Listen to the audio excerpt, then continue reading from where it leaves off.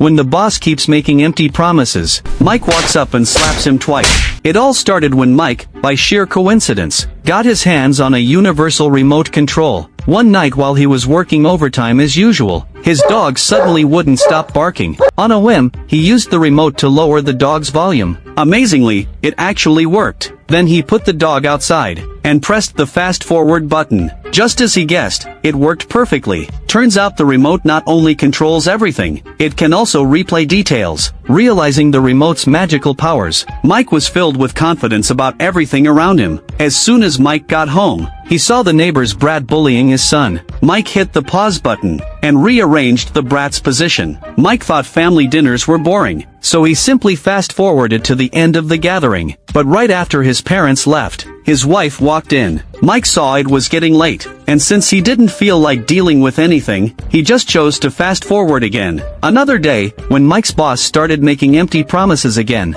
Mike pulled out the remote and pressed the aspect ratio button. The boss instantly turned obese. Another press, and the boss became a dwarf. Later, Mike saw that the client was unhappy with their proposal, so he used the remote to secretly eavesdrop on their needs. Then, right in front of his boss, he tore up the old proposal. Finally, he successfully won the order according to the customer's needs. Based on his boss's earlier promises, Mike was supposed to be promoted to partner immediately. But how could those promises ever come true? Realizing he had been played, Mike was furious. This time he swore he'd teach his boss a lesson. First, he slapped him a few times. Then he felt that wasn't enough, so he went even further. Mike climbed onto the table, and farted several times right into his boss's mouth. The boss, who reacted, just thought that there was shit in his lunch today.